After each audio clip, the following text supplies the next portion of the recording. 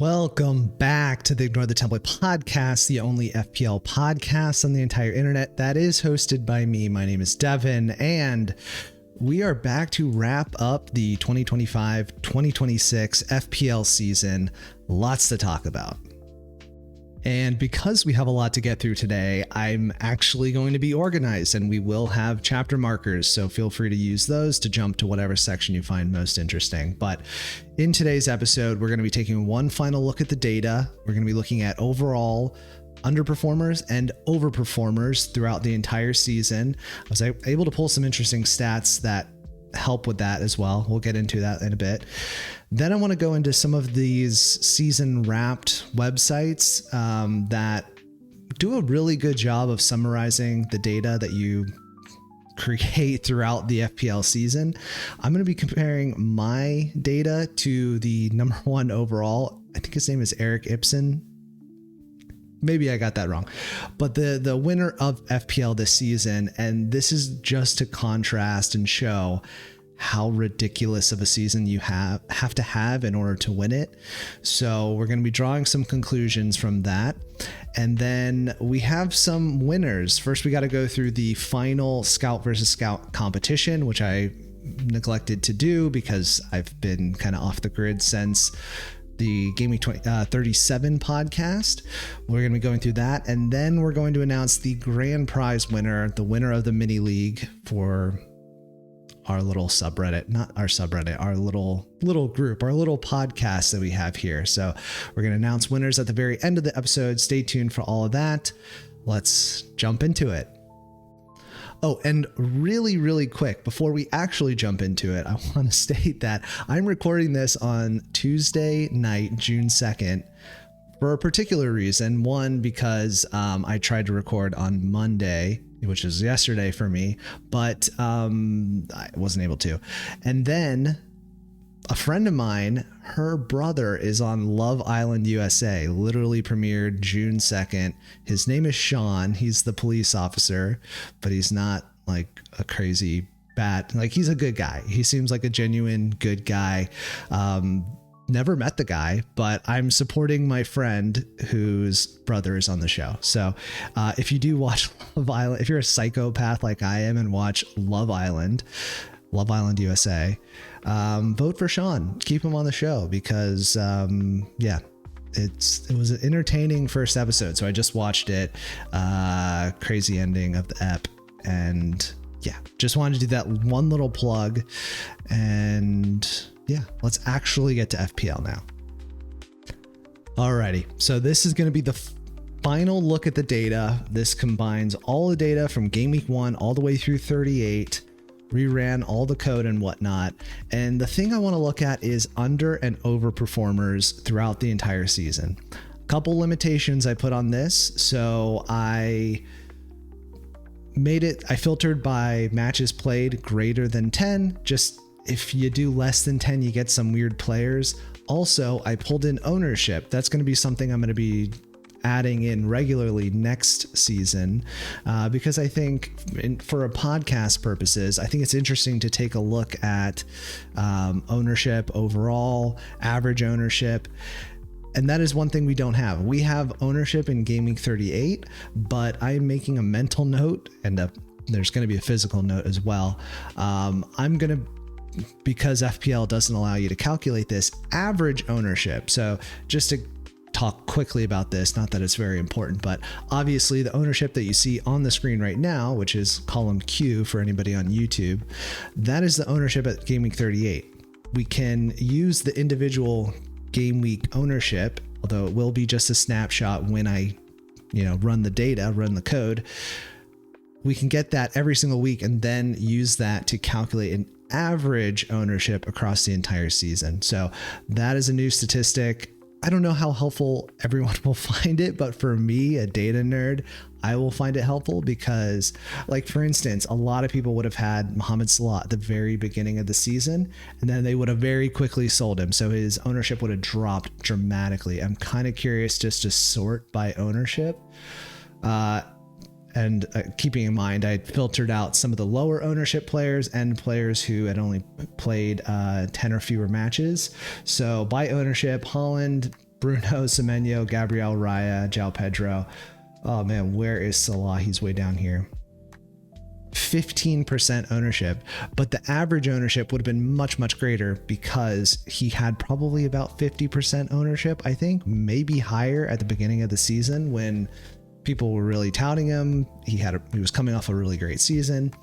All that to say, average ownership, that will be coming into the statistics next season, giving it a better idea of like a rolling overall, how much is this player owned? Okay, now getting into the thing I was actually trying to look at, and I'm going to try to keep this brief because I think some of the season wrap-up stuff is more interesting. However, some of this stuff is going to inform it. So if we look at, these are going to be the overperformers. So on the screen right now, these are the high sorted by overperformance, which, just to give a little descriptor, if they get more points than they're expected to, essentially based off of the XG and the XA, if they're overperforming in, XG primarily is going to be the biggest driver of it.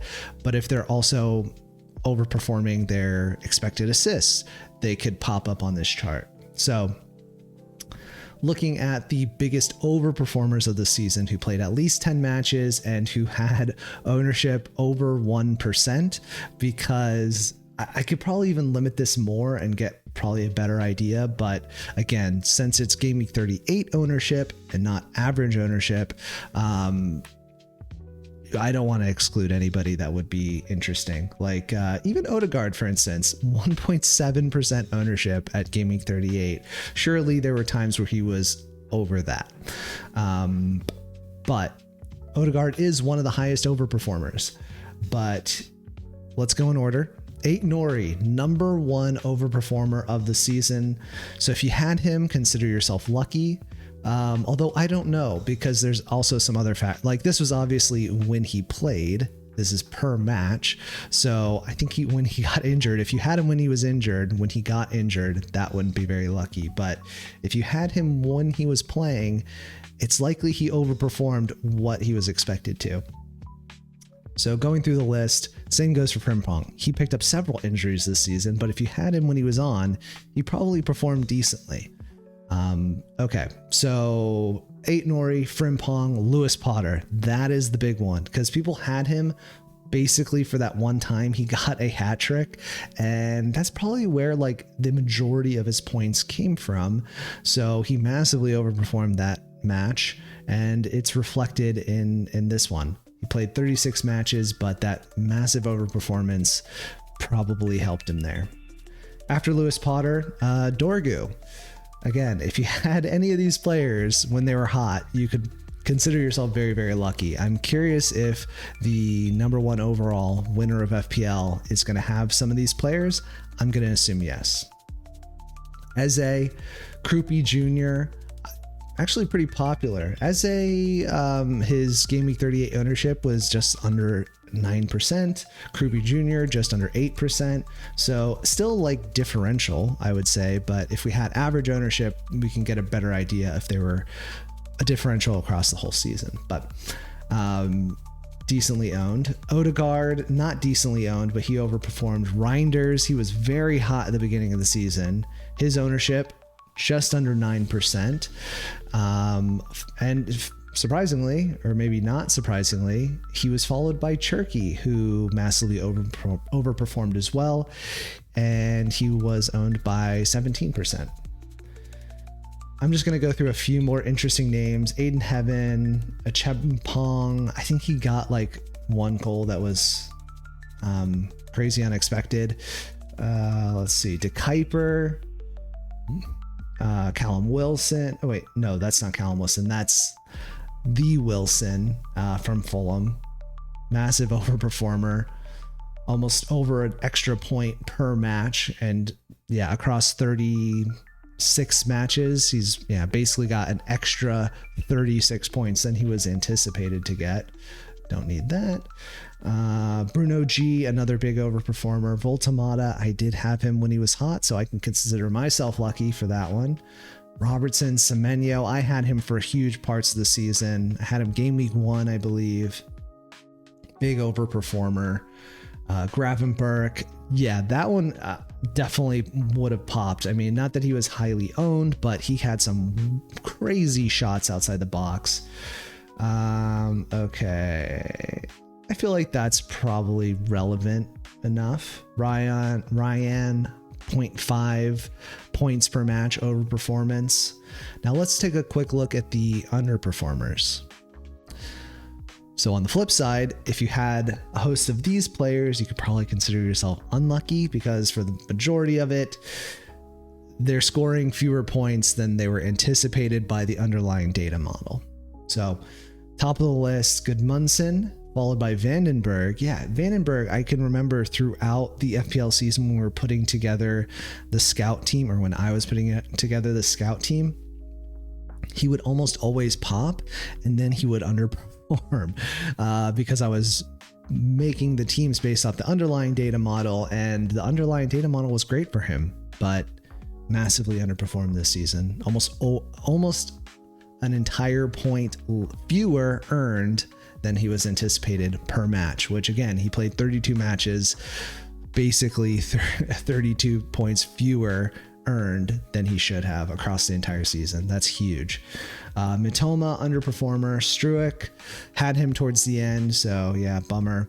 Malik Chia, another one, underperformer. A lot of these are going to be defenders that are getting headers in good areas, just not putting them away. Amad Diallo, Nathan Collins, Mateta, that was a big one. His ownership, about 8%. Highest ownership player so far. Fabian Schär, Dan Ballard, another one, just like Vandenberg, who popped on the underlying data model, but every time I put him in the scout versus scout team, he got red cards and blanked and just absurd things. So big underperformer from Dan Ballard.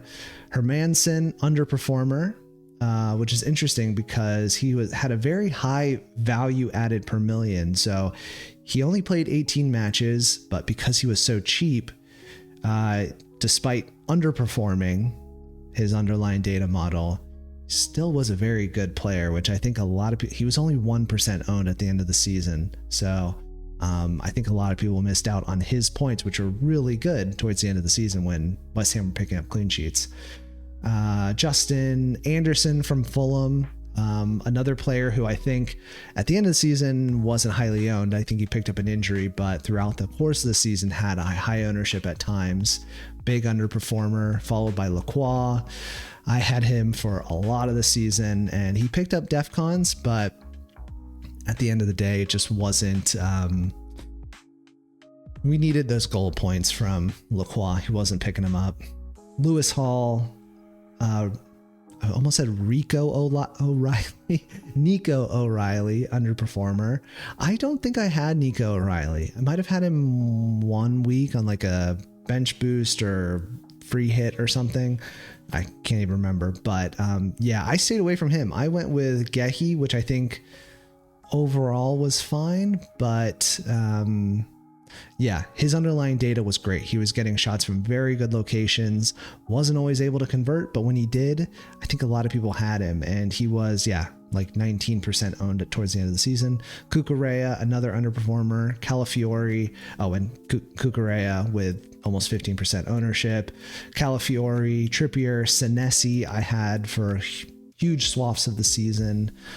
Sells, Delict, Walker, Florian Wirtz, Robin Roofs, Saar and Tavernier and Roofs I had throughout probably the majority of the season. Yeah. Bummer if you had them, but those are the guys who underperformed and overperformed. And before we move away from the data, I want to very quickly look at the value added per million based on the points earned. We're not looking at the underlying data model anymore. I just want to see who were the most valuable players. And again, not that value really impacted the season this season because the price structure was completely broken and destroyed almost immediately when Salah didn't return to the same form he had last season. But interesting nonetheless to take a look at the most valuable players. Let's take a peek now. Okay, so value for money, these were the best players, and it is influenced a little bit because I got Mark Gehi at 4.5 million, I think, or maybe 4.6. So actually my value added per million would have been higher. And on the flip side, if you got a player and they decreased in price, the value added per million would go down, if you catch my drift. But most valuable players in this season's FPL, Hermansen, surprisingly. But again, he played really, really well and recorded a lot of points in a very short amount of time at the end of the season when people were just like, I'm just going to have Raya. I can afford everyone. It doesn't really matter. So at the end of the day, this one you could probably ignore. Mark Gehi was a good one and a great player for majority of FPL players. I think 32.6% ownership at the end of the season. And that's even considering when a lot of people went for Nico O'Reilly, so split the ownership quite a bit. So if we were looking at overall average ownership, that I think that would be much higher. Followed by Mookie LA, who I think was the value pick of the entire season. I got him when he was 4.0. I did sell him. I don't know if I ended up buying him back at the end of the season, but yeah, he was just fantastic. Goals, assists, clean sheets, defensive contributions. Mookie LA was probably my favorite player of the season for FPL purposes.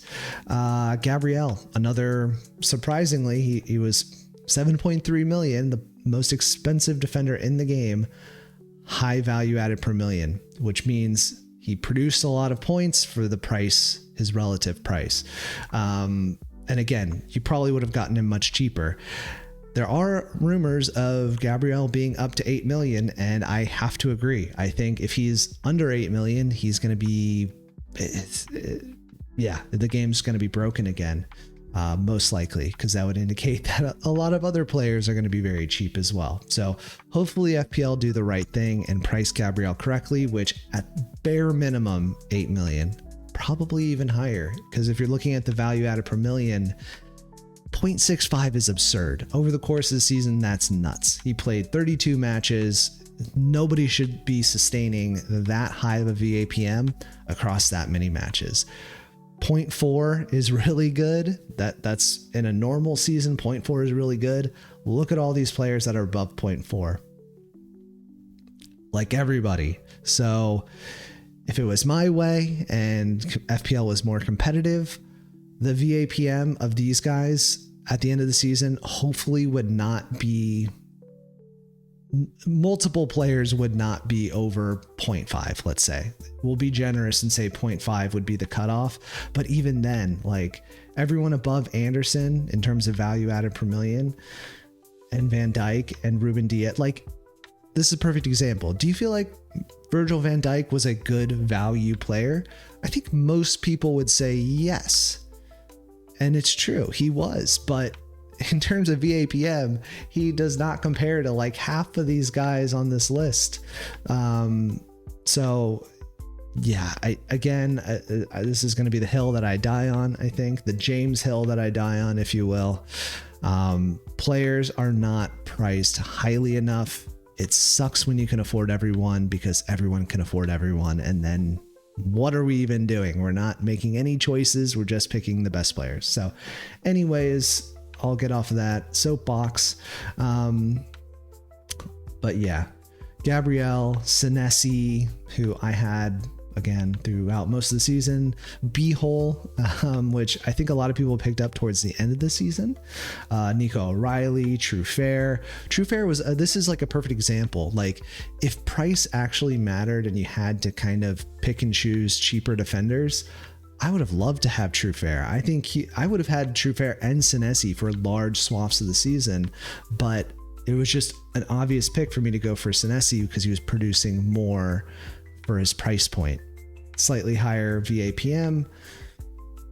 They're both great value players, absurdly good value players, but there's a clear choice again. Anton Stack, Michael Keane, Dan Ballard, but as we saw over here, massive underperformer. So even despite that, he was a good value pick. Because again, this is by the observed data, not the underlying data model. Maxime Lacroix, great value. Mavropanos, Munoz, a lot of these defenders. First midfielder on the list, Keenan Dewsbury Hall, which again, understood. He got lots of crazy bangers. Pretty good, big overperformer as well. If you could see 0.57 points per match over what was anticipated. That's really good. Let's go down to the next player. That's not a defender. Robin Roofs. Underperformer, but still an amazing value added per million player because he was just cheap for what he was producing across the whole season again. And let's see if we can find a forward, because this is one of the main points we could draw from. Defenders, midfielders, and goalkeepers were very good value, absurdly good value. Forwards were terrible value, relative. Like, I think that paying 7.4 million for João Pedro is good value. He was over 0.43 VAPM, which is really, really good in a normal season. But relative to all these other players, you're going to produce more for the money that you have at that price point, if that makes sense. But again, we go back to the problem of, because you can already afford everybody, VAPM just goes out the window and you just pick the players who are scoring the most, if that makes sense. And before we start taking a look at the season wrapped statistics that all of these amazing websites put out, where I can go head to head with the winner, Erik Ibsen. I think I got that right. Erik Ibsen. I'm going to be looking at my comparison with him. But I did just want to know all of the data that you just saw, if you're on YouTube, and if you just heard me speak about on the podcast, that will be up on the Airtable. That's always linked, and that will be up until we start the next season. So feel free to download that. That's game week 1 through 38. We'll have ownership stats added as well. And if you have any questions, or if you want to talk about the data in particular, hit me up on Discord. That's also linked in the description as well. Okay, the first site that we're looking at is Fantasy Cuppy.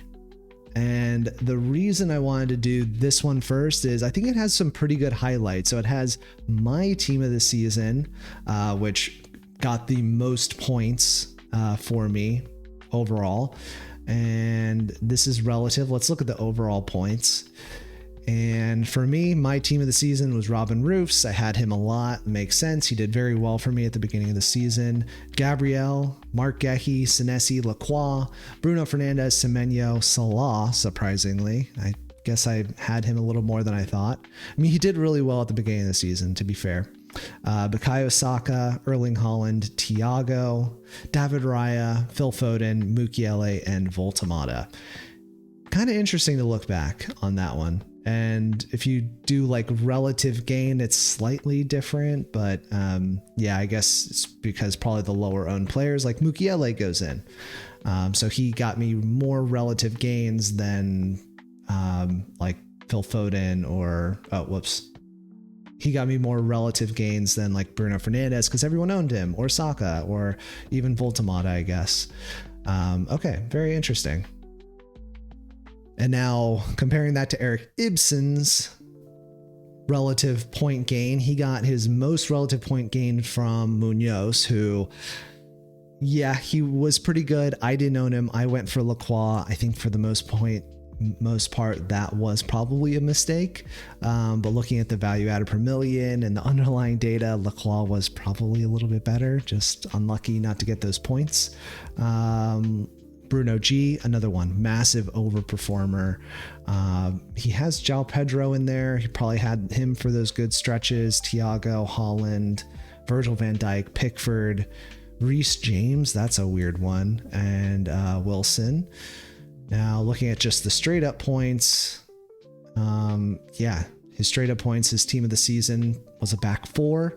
Tarkovsky made it into the starting 11, and Bruno G dropped out basically. So yeah, interesting. Let's go to the next little visualization. And this is a little graph of my rank. As you could see, did pretty well at the beginning of the season, peaking at game week 8 where I was, 30K. And then I was in the 50K purgatory. I can't get out. I'm bouncing around. And then ended the season 77K, 3 straight red arrows. not ideal, or 2 straight red arrows, whatever. Not great. I was kind of chasing, I was having fun with it. I kind of understand why I didn't do so well at the end of the season, but for me, does it matter if I'm 50k or 77k?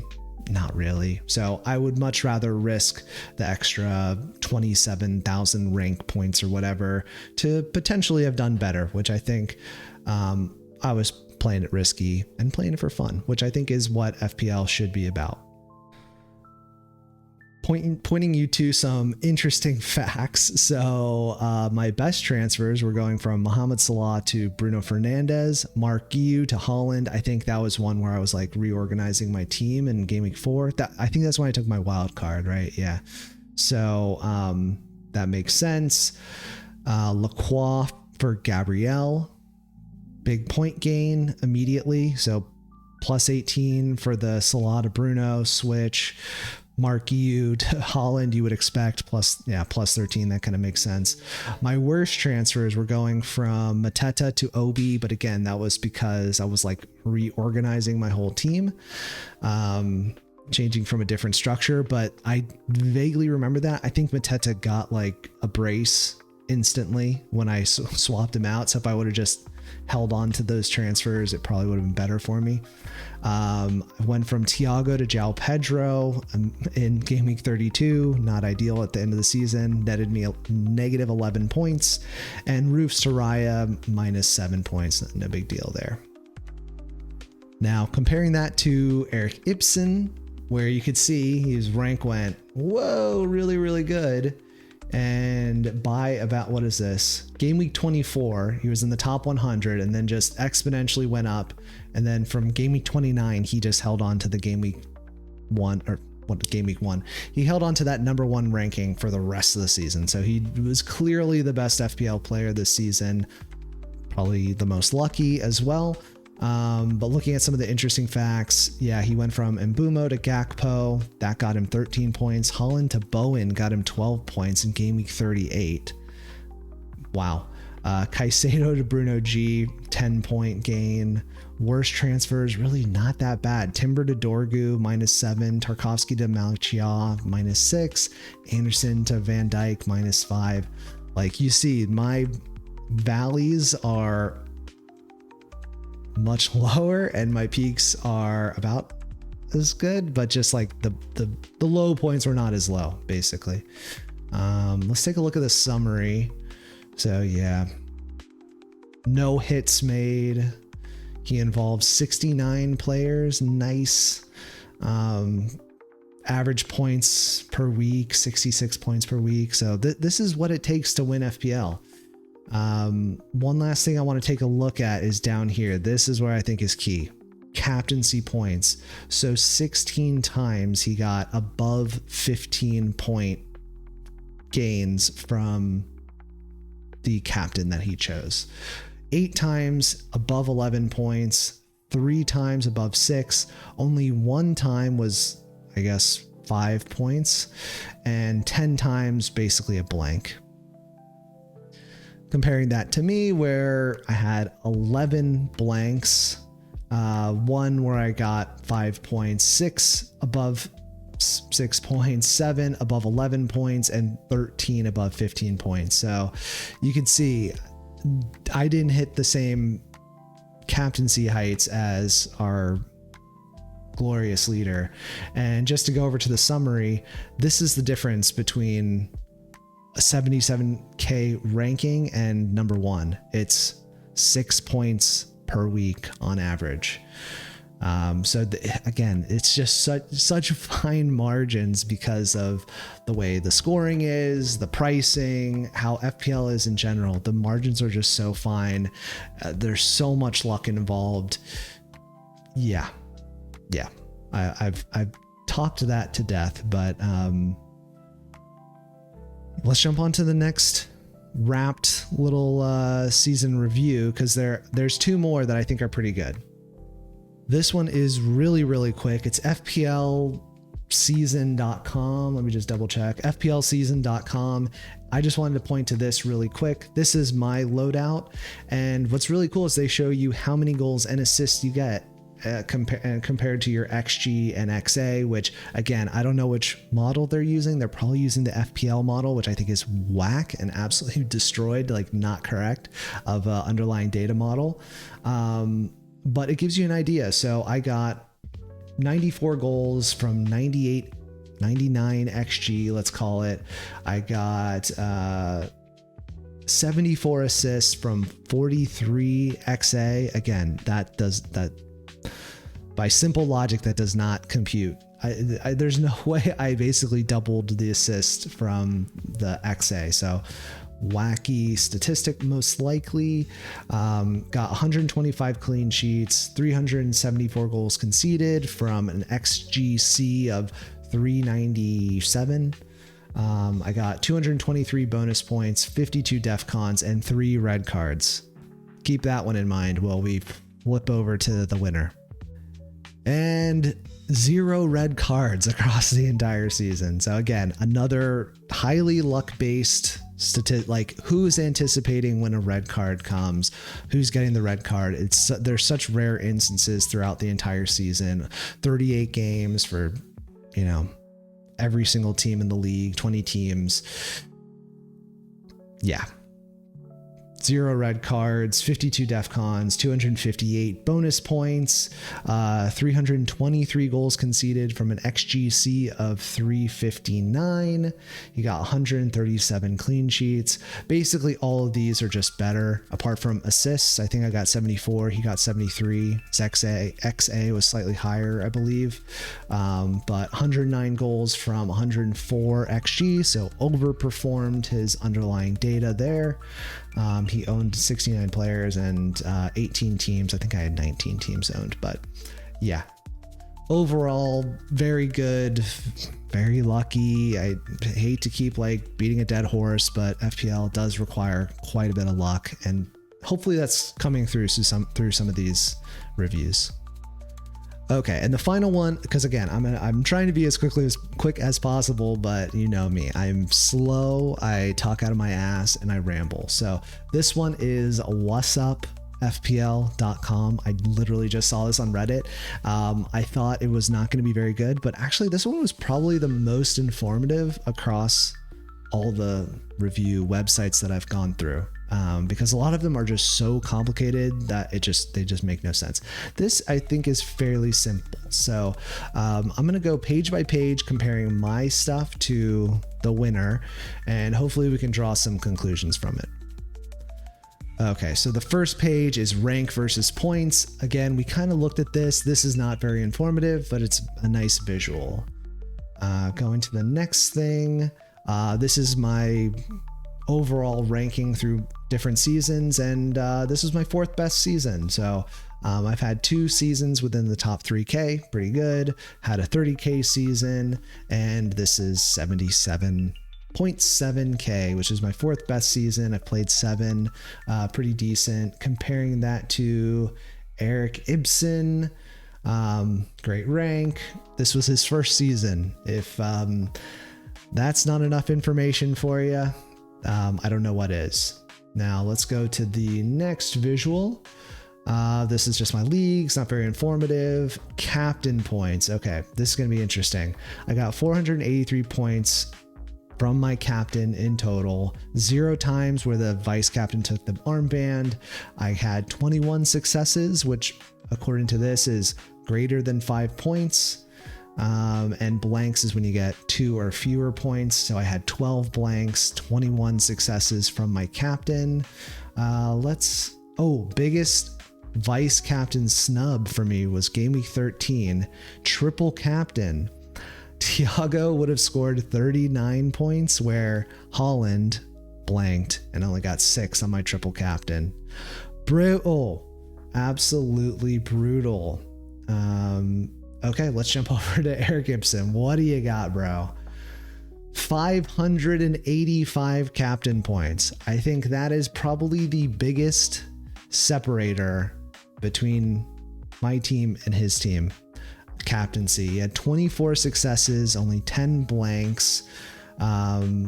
His biggest captain snub, if you even call it a snub, he should have captained Rice in game week 26. and gotten 28 points. His captain got 14. So it was a differential of 14 points. Not even that much. So yeah, again, captaincy, I would probably argue is relatively luck based. Definitely in certain circumstances, not overall. I think, yeah, if you're picking random captains that don't have good expected point totals, a lot of the time you're going to score fewer points. I don't think I did that. I maybe played more risky in terms of captaincy than other players, but yeah, what am I going to say? So yeah, he captained Haaland 22 times out of 38, which when you consider his blanks as well, that's even a higher ratio. So yeah, very good. He captained Haaland a lot and he won FPL. Not bitter at all. But yeah, just to draw the comparison, I captained him 19 times and got 256 points. He captained in 22 times and got 349 points. Absolutely crazy. So obviously probably triple captaincy comes into that as well, but crazy statistic. Okay, let's go to the next one. Kind of surprised by this one. This one's a cool little statty stat. So my most common system was a 3-5-2, which that's kind of more of a throwback to seasons past. I'm really surprised by that. I thought I would have played more 4 at the back formations, 5 at the back formations, but no, I mean, if you add up the 3-4-3 with the 3-5-2, yeah, that's what, 21 times that I played a 3 at the backs system and only 12 times where I played a 4 at the back system. Like, interesting. And going over to Erik Ibsen, yeah, his most common was a 4-4-2 followed by a 3-5-2, 3-4-3 and 4-3-3. So relatively similar, but his most common formation was a 4 at the back system compared to a 3 at the back, which I think benefited him a lot considering how good defenders were with the introduction of DEFCONs. And looking at the most used squad for Erik Ibsen, Haaland, Bruno, Rice, Thiago, Semenyo. And for me, it was Haaland, Gabriel, Thiago, Bruno, Semenyo. Basically the same in slightly different order. And the next stat, points by position. So I'm going to assume that this is, even if they were on your bench, they got the points, because this one's saying my top was Dubravka. Obviously I had him all season, but I probably played him like 2 or 3 times. So he did not earn me 88 points. So I'll probably zoom past this one because it doesn't seem like they're taking into consideration if they're on the bench or not. Okay. Yeah. I don't find that to be very helpful. Best in their bracket, Marquette. Okay. Yeah. We've kind of gone through VAPM. This is my FPL DNA, the lone wolf. Okay, my risk was a 78 out of 100, my loyalty 92, my reactivity was 21 out of 100, and my discipline was 100 out of 100 because I didn't take any hits. So the one thing I'll say is my reactivity was low. That probably did not benefit me because I have seen some of the data which suggested that the most effective use of transfers, now that you can go up to 5, is to roll them up to 3 or 4, I think were the best, and then to use them and then roll back up to 3 or 4. I did a lot of just like 1 week transfers, and I think I was just like a week behind, and that probably hurt me. So my reactivity actually is probably higher than what this little chart suggests, because it says share of your game weeks where you made 2+ transfers. I would actually say the reactive FPL player is the player that plays 1 transfer every single week, because they're just trying to keep up with the transfers and you're never getting ahead. So that would probably be one lesson I could potentially take away. Try to be more patient with my transfers. Part of that was self-inflicted and just series of unfortunate events. I had a lot of injuries at the beginning of the season that contributed to it in the first half of the season. And overall, I think I just had a lot of injuries and red cards and suspensions and things like that to deal with. So that contributed. And I imagine if I went through Erik Ibsen's season, obviously he got no red cards, but I'm guessing he probably didn't have as many injuries as like the average FPL player, and certainly probably not me, because I was attracting injuries like it was my job. But yeah, let's take a look at what Erik Ibsen's FPL DNA shows. I don't know how much we can draw from this. Kind of interesting though. Okay, he got very similar. He also got the lone wolf. The reactivity was slightly higher. Yeah, everything else was basically the same though. This one I'm probably not going to spend a whole lot of time on because beating the average is like fine to be like in the middle of the pack, but it's going to be expected you're going to have more wins over the average just in general, because the average is really weighted by players that like stop playing and have dead teams and whatever. So for my team, I got 32 weeks where I was above the average game week score, 6 that were below, 0 that were on par. And yeah, Erik Ibsen slightly higher. He had 35 wins, 3 losses. So yeah, the first losses in the first game week. Let me look at mine. I'm curious where did mine come? Yeah, towards the middle of the season where I was like really fluctuating, but Erik took a big L game week 1 and then just like was basically perfect the entire rest of the season. Let's take a look. Wow. Okay. The biggest comeback obviously for him, game week 1 where he started at, is this after game week 1 is played or before? Because I don't know how informative this is, but yeah, basically 9 mil to number 1. Not a bad comeback. And yeah, not as impressive, like 3 mil to 77K. Yeah, let's go by that. Okay. What does this tell me? Okay, this is actually really interesting. I'm curious how much of the like quote unquote perfect game week that Erik Ibsen had, where according to them would be the optimal lineup played. I had 0 out of 38 optimal lineups played. So that means that I left a lot of points on the bench, which yeah, I had 139 bench bombs. What are they calling that? 16 players scored 6 points or more on my bench. Biggest miss was game week 32 where I had Mark Gehi 15 pointer on the bench. I had 18 auto subs. Took no transfers. I made 37 transfers, which yeah, I made 1 transfer every week. So my score was, at the end of the day, 2,300 points about. My optimal score, if I had the best XI every single week, would have been 2,700. So basically a difference of 400 points, which is absolutely insane. I'm very curious to see if Erik Ibsen had any perfect game weeks, because I think that's very difficult to have.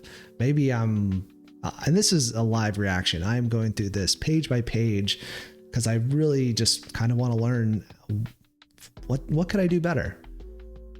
Okay, he had 1 perfect game week, and interesting. So his score was 2,500 or 2,600, and his optimal score was 3,000. So really the difference between what he got and his optimal score was a smaller difference than mine. Mine was about 400 points. His was, oh no, his is about 400 as well. So yeah, about the same difference between his actual score and his optimal score. He got 1 perfect game week where he had an optimal lineup. Bench bombs, 275 points. What was mine? Out of curiosity, 139. So I don't know if that's good or bad. Biggest miss was game week 2. He left Pickford on the bench for 15 points. He had 15 auto subs. That's interesting. Okay, actually, no, it's not. I thought I had a lot more auto subs. I'd be like, okay, players are being auto subbed on because injuries, last minute injuries, suspensions, whatever, most likely last minute injuries. That's pretty much the only reason I would leave a player in my team if I was anticipating him to play. So I only had 3 extra ones compared to the winner. But yeah, that's basically it. Oh, I guess we can stay on mine. Let's go to the next one. Okay, some of this is kind of interesting. I'm curious, like most transferred in. I brought Lacroix in 4 times. That seems outrageous. I brought him in 4 times and I transferred him out 4 times. That does not seem efficient, and just dumb and bad. Maybe some of this was on free hit. I don't know how this website's calculating it, but interesting nonetheless. So my best transfer in was Holland in game week 4. And he got me 59 points across the next 5 game weeks. My worst sale was Semenyo in game week 3.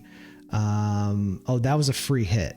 So yeah, he was obviously back in my team in the following 5. Yeah, so my worst sale wasn't that bad. Best paid hit was... I didn't take any hits, so I'm going to ignore that. But yeah, most transferred in Lacroix 4 times, transferred out 4 times. Non-chip transfers by position. Made 3 goalkeeper transfers. That seems bad. 11 defender transfers, 19 midfield transfers, and 4 forward transfers. I mean, that probably comes down to the fact that the forwards were pretty much locked the entire season. Holland, Thiago, and then it was like maybe João Pedro or just like a dead bench player. And for my team, it was Holland and Thiago for probably like 99% of the season.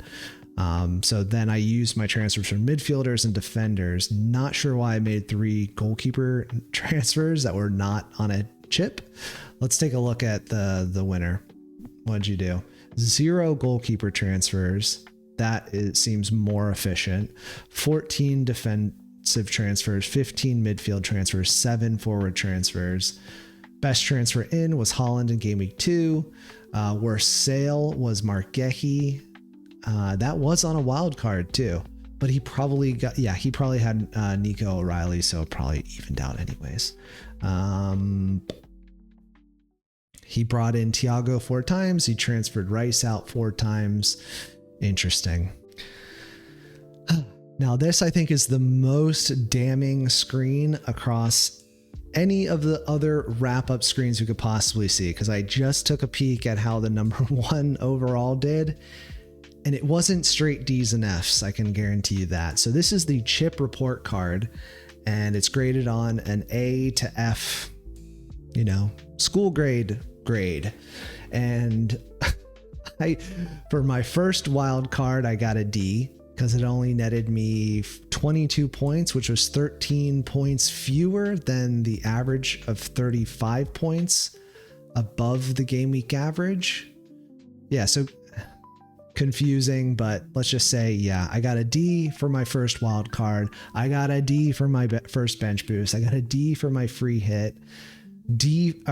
F for my triple captain, because that was when I triple captained Holland I think it was a double game week. Yeah, it was a double game week. He got 2 points, and actually, was it? No, there were no double game weeks in the first half of the season. I'm literally gaslighting myself. But I think it was against like a Burnley or a Leeds, somebody that he should have gotten some points against, and it was a home game. So minus 12 points versus the community average of 12 bonus points from not bonus, not BPS, but like the additional 12 points from a captain. Okay, that's damning. So then going on to the second half chips, I got an F on my second wild card, which only netted me 1 point. A D for my bench boost, my second bench boost, because it only got me 14 points. Free hit, 8 points. D. Triple captain for my second one was a D because it only netted me 7 points. That was the double game week where Arsenal were playing 2 like relegation fodder teams, and it should have been clean sheet lock for both games, and they had no clean sheets. So absolute garbage double game week for me, where I used my triple captain on Gabriel, who otherwise was amazing, but not in that 2 game week stretch. Now, comparing that to the ultimate winner, you could see why he did so well. So for his first wild card, actually not very good. He got an F for his first wild card, but a B for his game week 10 bench boost, where he got a 25 point boost. He had Caicedo in that bench boost. Jesus. Game week 13, he played his free hit for a boost of 30 points. That got him a C. And for his first triple captain, he got a C where he played the triple captain on Holland, that was like the 50-50 to play it when he was against like Burnley or play him when he was against Wolves or something like that. I chose the wrong one where he blanked. A lot of people picked the right one where he got 16 points. Yeah. Second half, not as good, but still a pretty good a pretty good boost across the different chips, if I do say so. So for his second wild card, he got plus 29 points. For his second bench boost, plus 14. Second free hit, plus 16. And second triple captain, plus 11 points. He triple captained Holland when he got 11 points. So got an extra 11 there. Not bad. Overall, amazing. And again, I think this is probably one of the biggest differentiators. If you just look at the positive points he gained from chips versus how I did, for instance, I did terrible. I probably did worse than the average compared to anybody, not just the overall number one, but compared to anybody, I probably did really, really badly on my chips. Like +9 on a bench boost, +1 on a wild card. Like that is not good. Okay, I'm going to try to rattle through a few of these because I think this podcast is going to be running long inevitably. So this screen is about the new defensive contributions. I got 98 DEFCONs from defenders. I got 24 from midfielders and forwards. My best one was Senesi compared to the guy, Erik Ibsen, who got 68 from defenders, 66 from midfielders and forwards. Jesus. So that probably leans into the fact that he had the likes of Rice, Caicedo, Bruno G, these guys who were getting defensive contributions and were lucky enough to get attacking returns when he had them. So that is really interesting. 66 from midfielders and forwards compared to my 24. Dang. Okay. Now we're on to season highlights. This just kind of goes over everything we just reviewed. So that's basically it. And I'm sorry, I'm not going to pay $10. And what I'm going to do now is I'm just going to try to stream of consciousness, come out with some lessons learned, because I'm trying to summarize this the best I can. And in the background, we'll have the number one overall Erik Ibsen's team from Game Week 1. I'm going to just scroll to Game Week 38. Feel free to pause on any interesting screens or game weeks. If you're on YouTube, if you're on the podcast, I apologize. But yeah, just check out his actual FPL page. It's kind of interesting.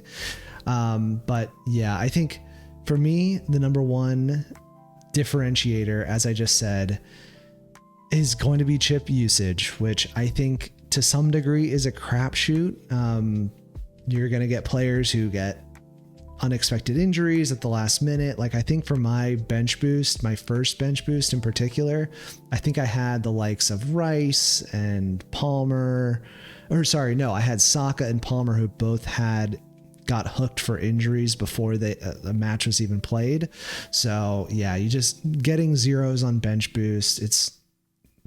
Sometimes that just happens, but doing well and getting good points out of your chips are going to be big differentials to net you these big points, because as you saw from that, just the chip usage screen, he probably got an extra 100 points compared to me, who I think I played the chips the best I could, but I did pretty poorly in that regard.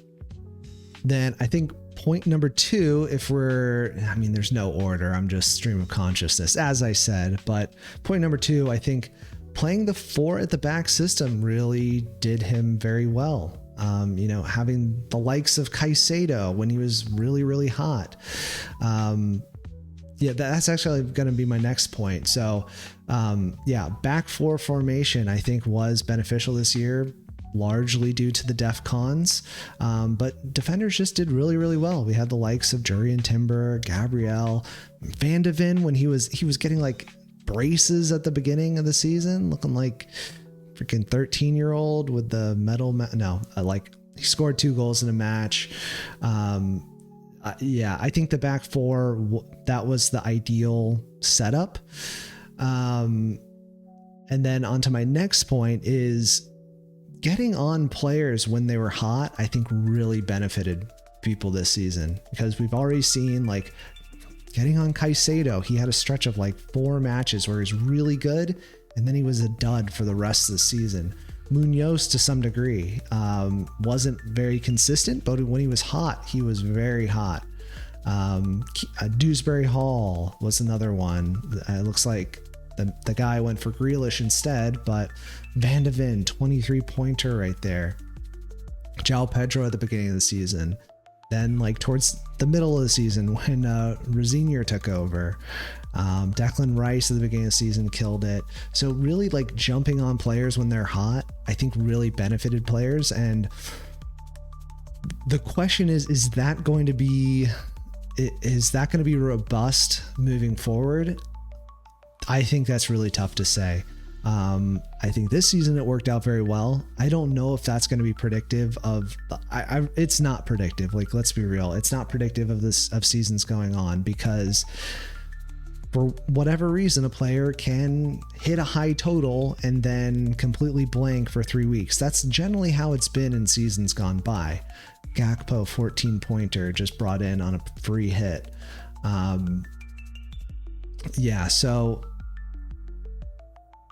again, I think it did players very well. Like when people had Wilson, when he was doing really hot, really boosted people's ranks, but then throughout the course of the season, losing form. It's just, that's the number one question with FPL is, when is a player going to turn around their form, and when is their form going to turn off? Because I don't know if anyone can confidently answer that question, but in retrospect, there seems to be an answer. I don't know if I have that answer, but people online seem to think they can accurately predict it, and I guess that's the $1 million question. Look at this. Game week 16, Bruno Fernandes, Foden, Wilson, all double-digit hauls. Gvardiol, DCL on the bench with 9, Holland, 13-pointer. Yeah, this guy had a very good season. I'm not seeing anything ridiculous so far. It's mostly just he had players when they were hot, and he didn't have a lot of duds. Like he had consistent, like, I don't even need to say consistent players. He had good FPL players.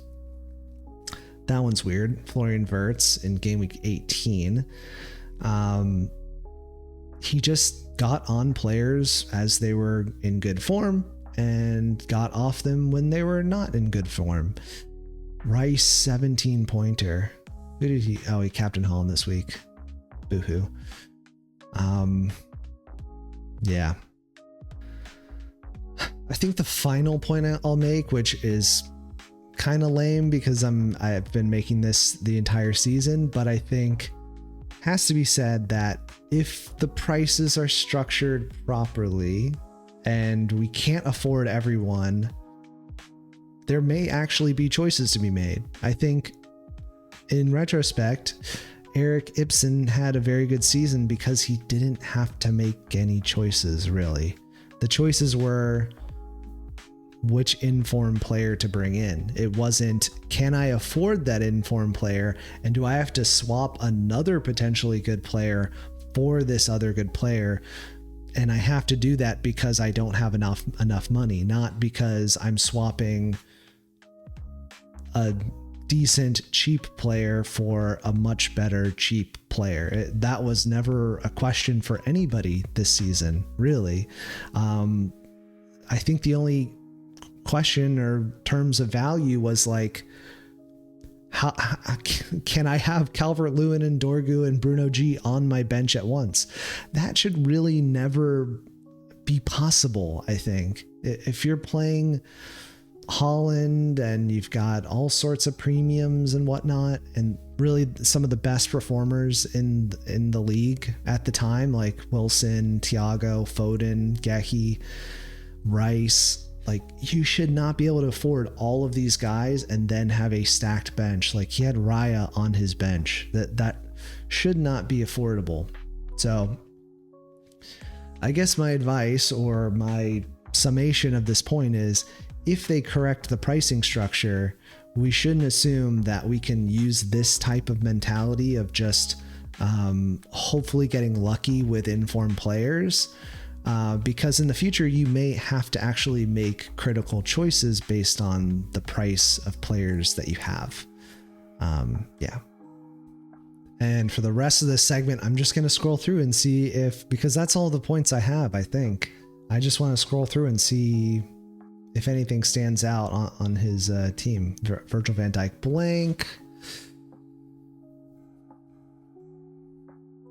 Just like consistently good scores, nothing exciting, no crazy transfers. Haaland, João Pedro, Thiago, Enzo, Rice, Bruno, Gabriel, Virgil, Gehi, James, Raya, Wilson on the bench, Bruno G on the bench, Tarkowski on the bench, Pickford on the bench.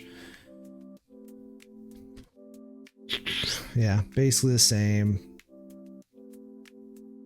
Tarkowski 15-pointer, João Pedro 19-pointer in Gameweek 29.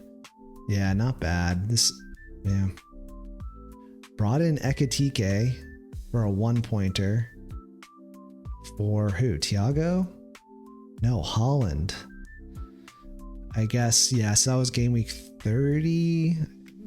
That was kind of the point. Yeah, they were about to blank, so a lot of people sold him, and that ended up being the right call. I think I held Haaland throughout that time, which I guess in retrospect, a dumb idea. Then he brought Haaland back. No big deal because you could afford everybody. Brought in a bunch of Bournemouth players on the wild card, which was the right move. And we had Scott in the team. That's an interesting one. 12-pointer right away on the wild card. Not bad. Like, playing Scott over Tavernier is a very interesting call. I mean, Scott scored 12 points, Tavernier scored 2, but over the course of the season, Tavernier was far and away a much better player. So logic would state you would play Tavernier in that one. He played Scott. Still maintained Thiago and João Pedro on the wild card. Van Hecke with the 12-pointer. This is very interesting. Bench boost. He got a nil pois from João Pedro and a nil pois from Gabriel, but he got 8 from Verbruggen and 6 from Bruno Fernandes, which I guess if you're playing your bench boost authentically, you'd probably have Scott on the bench and not Bruno, but interesting nonetheless. He still got 112 points despite 2 players blanking on the bench boost. Then played the free hit where he had Bowen on the bench, played Salah, Szoboszlai, who both got 1-pointers. How do you not play Bowen in Game Week 34? Yeah, very interesting. Senesi 14-pointer, Haaland 14-pointer, João Pedro 8. This probably sounds like absolute nonsense on the podcast, but it is interesting to kind of go through the team. Played as triple captain in Game Week 36, got 11 extra points from it. Should have maybe triple captain Semenyo, who would have gotten you an extra point, but hey, what are you going to do? You just won FPL. Captain Gabriel for an extra 6 points. I did that as well, I think. I captained Gabriel and it was the wrong move because I had Saka and Haaland and they both scored more. But I feel ya. We're both FPL players. And then finally, Game Week 38, he captained Bruno Fernandes for an extra 14 points. Not bad. I captained Richarlison for an extra 2 points. We both make decisions in FPL. I was having fun with it by then, and yeah, I think he could have captained anyone and still won FPL. I think he was far and away number one, surely. But that was his season, and yeah, I guess that's gonna wrap it. So let's jump over to finally dish out some prizes. Okay, really quick, we're gonna go through the Scout versus Scout competition for the final Game Week 38. And it was a slaughtering. I absolutely battered the official FPL Scout. So this was the team I went with, and this team got 68 points, I think it was. I did the math. Oh, I did it on an actual calculator. 68 points. Basically the highlights: Bruno, Pedro Porro, Hermansen, Van de Ven. These guys did basically nothing. Salah got he got an assist. Bowen got, I think, a 12-pointer. So yeah, absolutely slayed. 68 points. And then the official FPL scout got 58. So a 10-point difference. Basically they had a couple blankers. So they had Holland and O'Reilly. Don't think that was enough to make up the difference. They also had a Bruno G with 1 point, Szoboszlai with 2. They did get Gibbs White with a 9-pointer, but basically nothing else than that. So no money dispensed for the Scout vs. Scout competition, but there is a winner of the actual mini league competition, and that is, drum roll, hopefully the edits are not horrible with that, but Glipton Grasshoppers, aka William Dew, with 2,419 points, 10 points more than the next player, Chris Angelakos, and you overtook him on the final day. So I think you went from third place all the way up to first. Absolutely killed it. All of them captain Bruno as well, but just the overall points. Can I pull up your team for game week 38? Who did you have? You had Tavernier, Bowen, Pedro Porro. Yeah, that would help. That would definitely help. Meanwhile, I think this was my team where I had Holland, Gehi, Saka, and Trossard all blank. That was fun. That was a lot of fun. But that was the competition. So if you are Glipton Grasshoppers, aka William Dev, it's getting late. William Dew, contact me on Discord, Reddit, whatever. Hit me up and I will arrange the cash prize, which I swear I didn't just look up because it's been 38 game weeks and I may have forgotten what the grand prize was, but it's an official Premier League kit or, and it's of your choice, of course. I'm not going to pick it, but I think you should pick a Liverpool kit, depending on what club you support, either way. Premier League kit of your choice, or $100 USD via PayPal or Cash App, your choice. So get at me, contact me, William Dew, hit me up in Discord or Reddit, whatever means of communication. We'll verify it's your team and I'll arrange the prize money or sending you the kit, whichever you choose. So we'll chat it up, hit me up, would love to talk to you, and looking forward to next season where I will most likely be running the same two competitions. I'm not 100% sold on the Scout versus Scout competition. It's kind of fun, but I don't know. Maybe it got a little old and I could spend time elsewhere. So if you have thoughts on different games and any way to like gamify FPL further, because I'm an addict and this is basically mild gambling. If there's any way to make it more fun, just let me know on either Reddit or Discord. I'd love to talk about it and hear your ideas, because I just want to keep this fresh. I want to keep this fun. I want people to come to the podcast, and this is probably the best way to do it. And I enjoy doing it. So hit me up with your ideas, and I'm curious to see what you got. I am exhausted. I probably shouldn't have watched the 2-hour whatever episode of Love Island. I don't regret it. Let's be real. I'm that weird. But yeah, it is late. I'm exhausted. I hope this was informative. Hopefully the chapter markers are going to be useful. I think they're definitely going to be, because at some point I'm 100% rambling and I didn't mean to. But yeah, I feel like honestly, this was for me personally, just going through the episode, probably the most informative thing to just kind of reflect on the season as a whole. And hopefully, the bottom line is I hope that FPL does make some improvements to the game. In the grand scheme of things, I think defensive contributions were a positive. However, they didn't counterbalance that by making the prices for defenders higher. They just kept everything the same, if not making the pricing worse. And they added more points to certain players so that the value was just all out of whack. So hopefully they fix that. I think I'd like to say that they will, but yeah, who knows? It's going to be very interesting when obviously Salah's not going to be playing there, which is another premium down.